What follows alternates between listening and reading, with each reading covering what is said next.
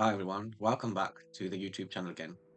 For those that don't know, my name is Paras Joshee, and I'm going to be talking a bit about how I do my dialysis. So I've had kidney failure for about 2.5 years now.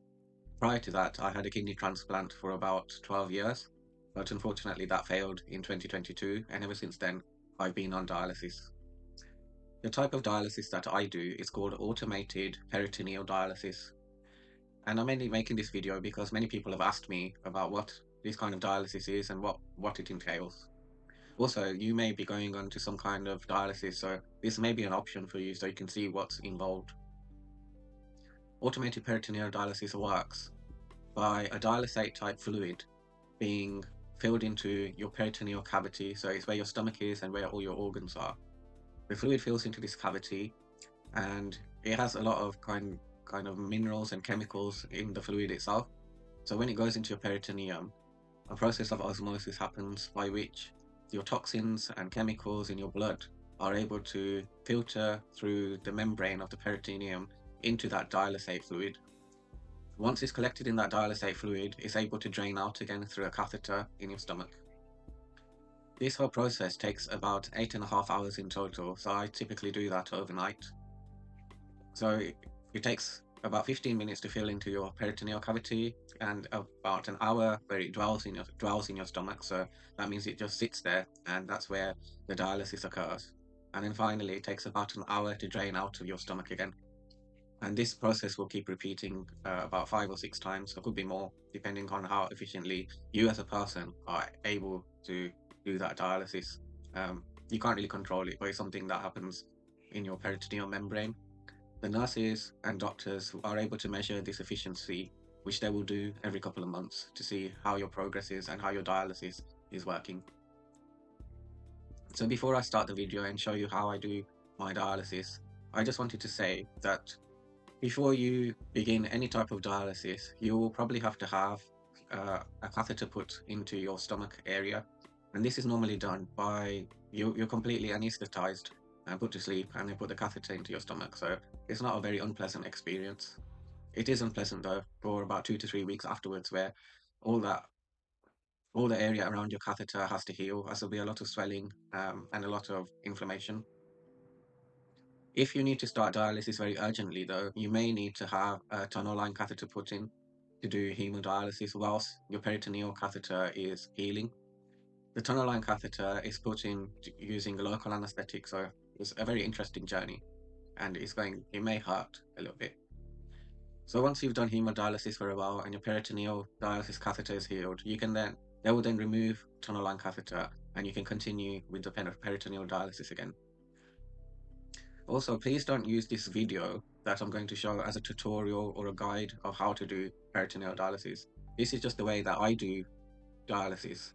However, when you come to do yours, if you need to do it, then you'll be sent to a peritoneal PD dialysis center where you undergo about a week's training. The way that I did it was from 9 a.m. to 3 p.m., where we just discussed how to do PD dialysis and went through the whole procedure of how to do PD dialysis. However, this does differ in places in the UK, America, and probably worldwide as well, where they use different machines and different techniques. So please do what your nurses and doctors tell you to do. Okay, so let's get on with the video. I'm going to record this slightly differently to what I did last time. So I've made a pre-recorded video, and then I'm just going to talk over that video of how to do dialysis and some of the supplies that you get. So first, I just thought I'd show you some of the stock that you'll get for dialysis. So these boxes, they have green and yellow on them. So they contain the green bags and yellow bags that you need in order to do dialysis, for the peritoneal bags that you'll get. And in this box are the cassettes and mini caps, connection shields, and Y connectors that you will need to set up the dialysis machine. And in these boxes, I get some exit site cleaning supplies. So there'll be like dressings, gels in there, this shampoo, that special type of shampoo that you need to clean your exit site, and sanitizing gel, alcohol wipes, and such. In this tray, you'll see this is just one-time supply of the things that you might require to clean your exit site every day. So you see the alcohol wipes, gels, that shampoo, and some drops. And this is one time supply of dialysis material that you'll probably need, which I use. So you can see I've got a mini cap. So this is the mini cap, and then the connection shield. And this is a special type of, I guess, connection shield screw top that we use normally if you need the bathroom at night. Then you have to disconnect yourself from the dialysis machine and put this screw top on there. I might make a separate video for that and show you how to do that. And you can see some gel here, so sanitizing gel, alcohol wipes.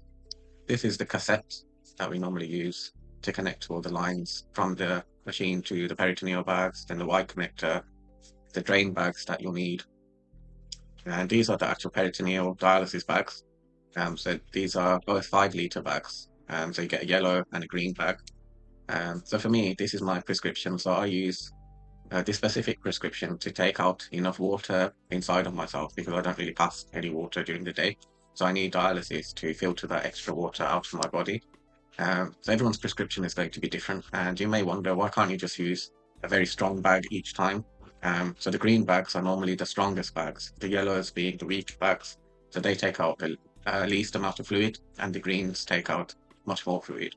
However, if you use a green bag too many times, then your peritoneum is like a sponge. So if you squeeze it too hard all the time, then eventually it will run out much quicker and it won't be as efficient doing dialysis for you. So it's better to use a combination of the weak and strong bags and use a weaker bag if you can, but it depends on your prescription and how much fluid you need to be taken out of yourself. And if you take out too much, then you'll notice that you may go under your dry weight that they've set for you.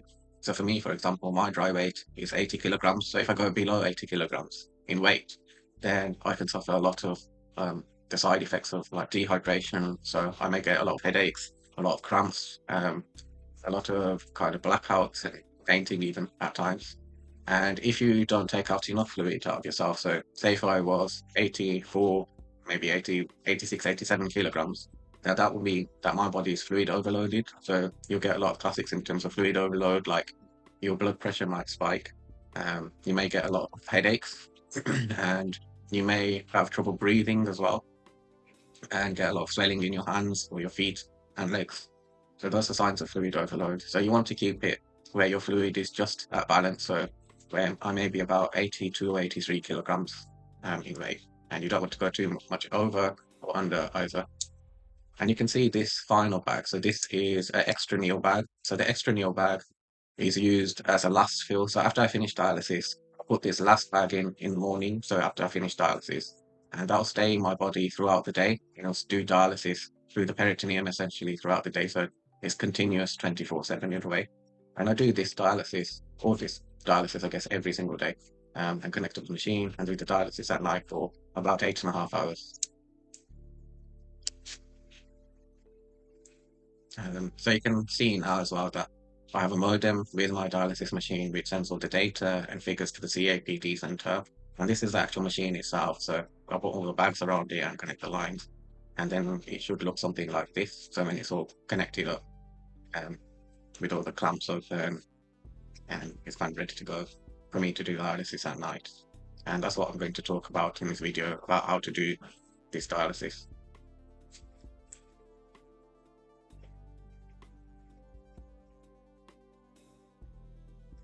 I mean, first things first. So obviously gel your hands first, and then you can remove all the bags and the equipment around the machine. And I normally keep this cloth on my bed, so you can see me just putting that there, because your catheter and your connection shield that you connect to the catheter has iodine in it, in order to sterilize your catheter, keep any bacteria out. So that can leak sometimes on your bed or in certain places where you don't want it to leak, and it can be very difficult to remove those marks. So it's good to keep some kind of cloth on your bed or just around you.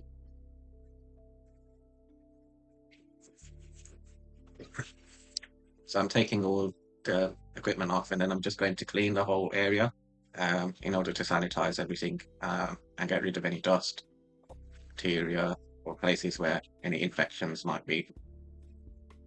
And these alcohol wipes, they dry very quickly. So as soon as you've cleaned the area, it will dry really quickly, and you can just start putting all your dialysis supplies back around the machine again. So just make sure that you clean everything very thoroughly.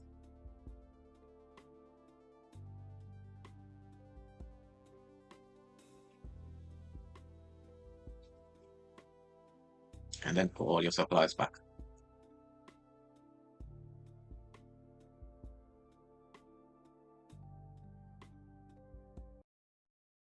Thank you for watching part 1 of this video on how to do dialysis. So now comes the awkward and difficult part of the video, where I have to make a request from you. If you would like to donate your kidney to me in a live organ donor transplantation, then please contact me by my social media, which is in the description below. You will dramatically decrease my time on the kidney transplant waitlist from 2 to 5 years to only 3 to 6 months. You will also be improving my quality of life a great deal and probably even saving my life. Please look at the description as well in order to see the requirements in order to become a donor. Please like, subscribe, and leave a comment. Thank you.